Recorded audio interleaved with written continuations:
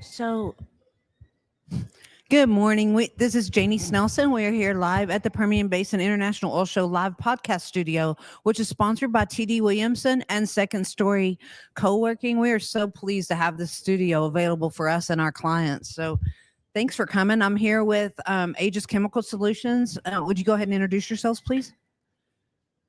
I'm Kevin Dixon. I'm the business director. I'm John. Sorry about that, Kevin. I'm John Mason. I'm the technology manager. Awesome. Nice to meet you. I've known Kevin a long time. So we've kind of hang out in the same oil field. You just been hiding, doing your technology stuff, haven't you? That's what I try to do. So we try to keep him there to do that. Can y'all tell me a little about Aegis Chemical Solutions? I know Mark and I've known Mark forever. It started out a one truck company back. Mark and Scott Breeding actually started this, and Scott got out, and after the development, they went corporate, and Aegis, and Scott named it Aegis, and then he got out, and Mark has ran it since then, about 2013 and going on. And Mark has done a phenomenal job. He's grown this into probably the largest self-made chemical company out here in the Permian Basin. That's true. And we've had the pleasure of bringing John on, and I think we call it a smurge. Merge with him. He is actually probably the world's expert on ClO2.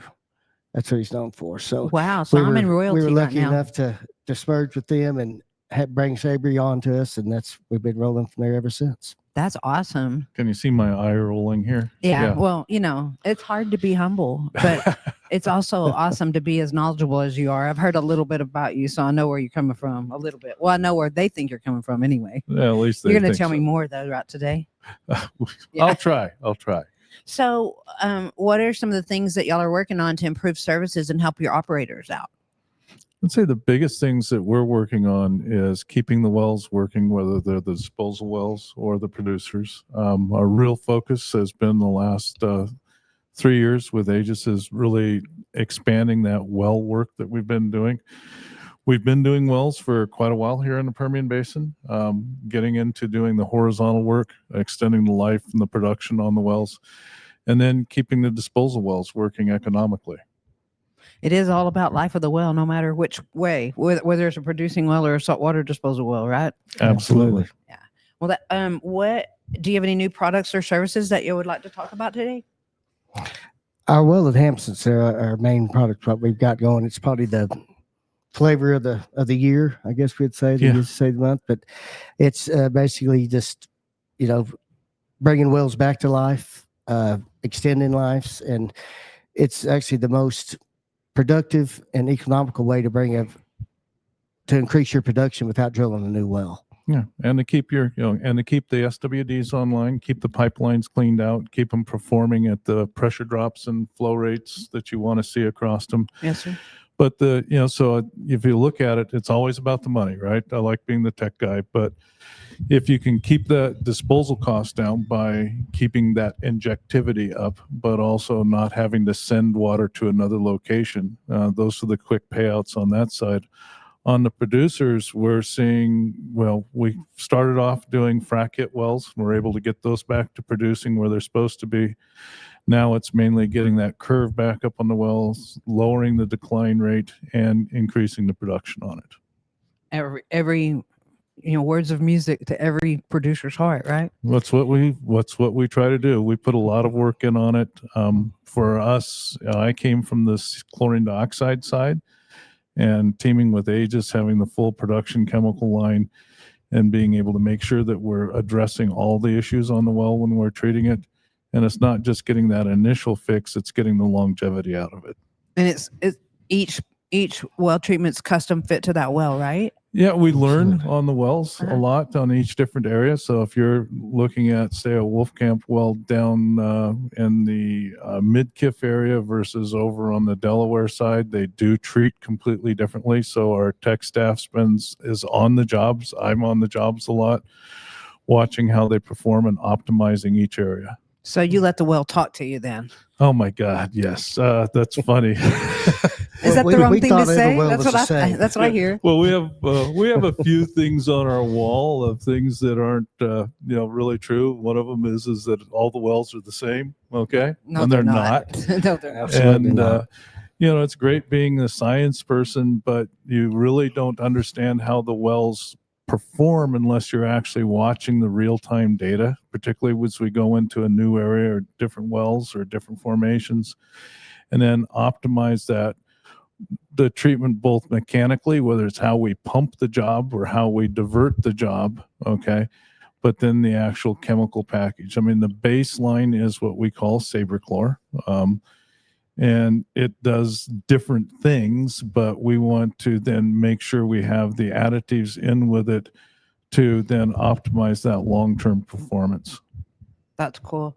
So how is this treatment different from acidizing? Is that a stupid question? No, it's not at all. No. So acidizing is usually done to address specifically acid soluble materials like carbonates, which we have a lot of out here. Yes, sir. Okay. The problem is the carbonates are shielded with hydrocarbons and other type of damage that the acid can't get through. So we don't replace acid, we augment it. All right. And that we allow the acid to do a better job on what it's good for. But what we get is the things that acid can't get to. Oh. I hate to say this, but one of the damaging agents is the heavier hydrocarbons. Okay. The stuff that basically plates out as it comes into the wellbore. So we mobilize that, get it out of the way, help production in that way, get rid of damage like whether it's biological matter or polymer damage or something like that. And then that allows us to use a lot less acid to get to the things that are acid soluble. That's cool. So there are a lot of different shelves, I guess you would say, in a well, that not shelves, but different things you needed to touch for each well. So you probably need to work teamwork wise with that operator and see what their goals are and see if y'all can help them attain their goals. So exactly. So when we look at a well, we want to look at its production history, look at the wellbore diagram, get an idea of the chemistry of the water and the oil that's coming out of it. And then we put that package together. And I would use it more like the rings of a tree, okay, or layers of an onion. Yes, and sir. so you have different layers of damage, and we make sure and address each one of those layers and the matrix damage. Okay, awesome. What makes Aegis Sabrichlor ClO2 different from other products? Because I've heard of chlorine dioxide, Mhm. and I know a lot of different companies use it, but y'all seem to be using it in a more specialized, focused, targeted way per the well. So from my perspective, it does come down to safety. Okay. Absolutely. There's been a lot of chlorine dioxide's been around for a long time. Yes, It sir. was actually first used in the oil field back in the 80s. And I actually came in because people had accidents with it. Oh. Okay. Oh, And no. so I came in on behalf of the industry to look at what was going on there and figure out how to do it safely. We really focus on that aspect. We have a unique generation process where we make the ClO2 on site that gives us both the capacity and the ability to do it safely on the wells. That's And awesome. like John said, it's safety is our main factor. We want everybody to get home, but it's also, making sure we do the job right as far as the production part of it. Anybody can really make ClO2, and I say that very loosely, but no one can make it pure. And with John's patent, what we have, we can make pure ClO2, which does not, it allows us to do its job, and to where you're not making chlorite or chlorine downhole, to where a lot of bad things can happen, when doing that. I mean, you can blow wellheads up, you could pipelines, and that has happened. And I say that when I first introduced John, introduced him as the guru, the world's expert on ClO2, because that's how he started and brought it in. Actually, he's got some stories from having to go to the White House and Washington and clean some of that stuff up with ClO2. So Yeah, it's a little, when you're doing it in the middle of a city, you have to absolutely do it safe. Or if you're Oh, for sure. if you're treating a building like this to clean it up, it's, you get a little bit more scrutiny on things. But bottom line is, the oil field's an ever-changing environment. You don't know what you are going to find when you go to a particular well. And so that versatility, and I think that experience and, the depth that we have in it is what really makes the difference. And there's no differentiation between vertical wells and horizontal wells. You can use them on either. On either. We actually, our And first, SWDs. our first work was on verticals way back when. The difference is if you've got a well making 5 barrels a day and you take it to 10, it's nice, but it's not great. Okay. And you do that on a horizontal well and, increase the production by 100 or 200 barrels a day, it's a big deal, right? Well, it is a big deal. And with all the mergers and acquisitions going on, there's going to be a lot of opportunities for, different operators to use your technologies and to improve wells that are aged, right? Well, and the other thing, you get back to history. We've done so many wells over the years and have such consistent results.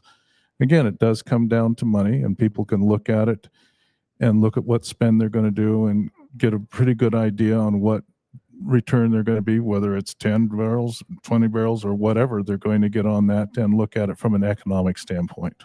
What are there data sheets and things like that on y'all's websites that people can access, or how could an operator learn more about y'all's process? That's more Kevin than me. Come on, Kevin. Feel free to give me a call anytime. Call Aegis, call me. That's what we do. We'll come to your location, your building, your office, give you a presentation. We have PowerPoints, and we've got the data that we've had for, I guess we've been doing it for 37 years now, 38 years, excuse me. And in saying that, we've had 0 incidences. So that's a pretty damn good track record. Yeah. To have to do that. But yeah, we can send out data, and we collect data while we're out there as well.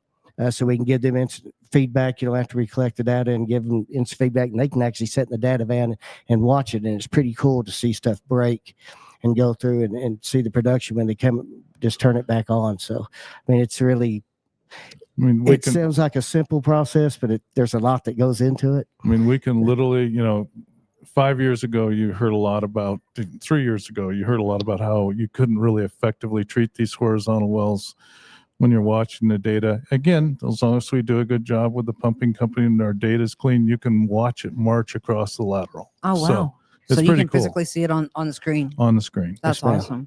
Well, so what's your website? Do you know? AegisChemical.com? AegisChemical.com. Okay. So Aegis Chemical Solutions, actually. Oh, Aegis Chemical Solutions. Okay. Yes, ma'am. And they can reach all out there on that, or you could even reach out to me and I can forward you their numbers. So I'll leave my cards. Of course, you've got my contact number, but got to answer the phone though. That's right. Well, sometimes we're busy. We always get back to you though. I know you do. We'll do that, and we're on LinkedIn as well. I'm just teasing him because there was a chance for us to get in early this morning, and I couldn't get hold of him. But they were already here when I came back in here, so they were here anyway. I appreciate y'all being here so much. So thank you for having us. Thank you for the time. I appreciate your time. Yeah, y'all wave us out of here. Thanks for watching, everyone. God bless you guys. We sure appreciate you.